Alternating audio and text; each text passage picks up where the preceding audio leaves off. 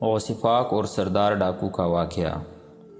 بیان کیا جاتا ہے کہ پیرانی پیر حضرت سیدنا شیخ عبدالقادر جیلانی رحمۃ اللہ علیہ جب حصول علم کے لیے اپنے گاؤں جیلان سے بغداد کے لیے روانہ ہوئے تو آپ کی والدہ ماجدہ نے آپ کو زاد راہ کے طور پر 40 دینار آپ کی گڈری میں سی دیے۔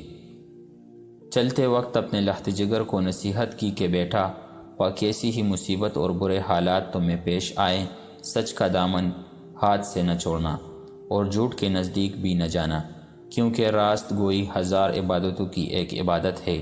سعادت مند فرزند نے عرض کی کہ اے والدہ، میں صدق دل سے یہ عہد کرتا ہوں کہ آپ کی نصیحت پر ہمیشہ عمل کروں گا۔ گھر سے رخصت ہو کر آپ رحمۃ اللہ علیہ بغداد والے ایک قافلے میں شامل ہو گئے، کیونکہ اس دور میں طویل بیابانی راستوں میں تنہا سفر کرنا ممکن نہ تھا۔ اثناء سفر میں ہمدان سے کچھ آگے قزاقوں کے ایک جتھے نے قافلے پر چھاپا مارا اور اہل قافلہ کا سب مال و اسباب لوٹ کر تقسیم کے لیے ایک جگہ جمع کر دیا۔ سیدنا حضرت شیخ عبدالقادر جیلانی رحمۃ اللہ علیہ ایک طرف چپ چاپ یہ دردناک نظارہ دیکھ رہے تھے کہ ایک ڈاکو آپ کی طرف بڑھا اور پوچھا، کیوں میاں، تمہارے پاس بھی کچھ ہے؟ آپ نے فرمایا، ہاں، میرے پاس 40 دینار ہے۔ ڈاکو کو آپ کی بات پر یقین نہ آیا اور وہ آپ کی ہنسی اڑاتا ہوا آگے بڑھ گیا۔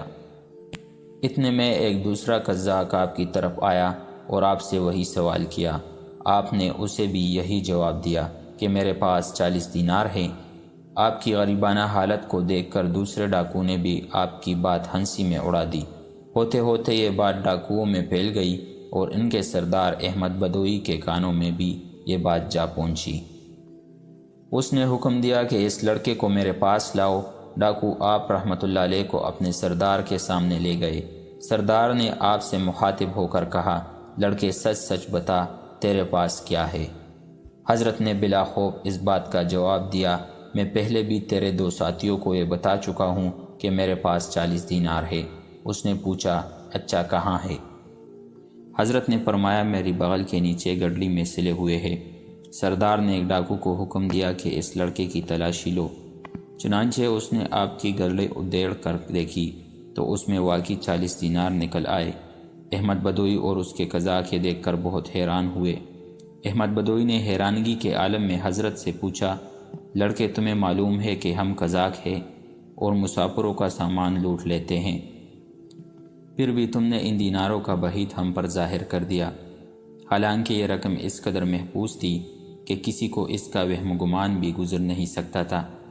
آخر کس چیز نے تمہیں سچ بولنے پر مجبور کیا؟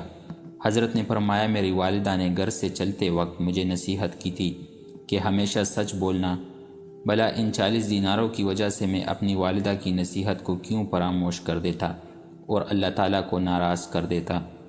حضرت کے الفاظ سن کر بدوئی بے حد متاثر ہوا اور اسی وقت اس پر رگ طاری ہو گئی۔ ندامت کے آنسوؤں نے اس کے دل کی سیاہی کو دھو ڈالا اور اس نے آہ بھر کر کہا، اے بچے، تم پر خدا کی ہزاروں رحمتیں ہو کہ تم نے اپنے ماں کے عہد کا خیال رکھا، لیکن حیف ہے مجھ پر کہ میں نے اپنی ساری زندگی اپنے خالق کا عہد توڑتے گزار دی۔ اے بچے، تم نے مجھے ہدایت کی راہ دکھا دی، اب میں رہتی زندگی تک کبھی کسی کو تکلیف نہیں پہنچاؤں گا۔ یہ کہہ کر وہ حضرت کے قدموں پر گر پڑا اور رہزنی کے پیشے سے تائب ہو گیا۔ اس کے ساتھیوں نے جب یہ منظر دیکھا تو سب بے یک زبان پکار اٹھے کہ اے سردار، ہم بھی اس برے پیشے سے توبہ کرتے ہیں۔ تو رہزنی میں بھی ہمارا قائد تھا، تو توبہ میں بھی ہمارا پیش رو ہے۔ چنانچہ انہوں نے لوٹا ہوا تمام مال قافلے والوں کو واپس دے دیا۔ اس واقعے سے ہمیں یہ سبق ملتا ہے کہ سچ ہے کہ ماں کی گود بچے کے لیے پہلا مدرسہ ہوتی ہے، یعنی پہلی تربیت گاہ ہوتی ہے۔ چنانچہ اگر ماں بچپن میں ہی بچے کی اخلاقی تربیت کرے تو کوئی بیعت نہیں کہ وہ آگے چل کر شیخ عبدالقادر جیلانی بنے۔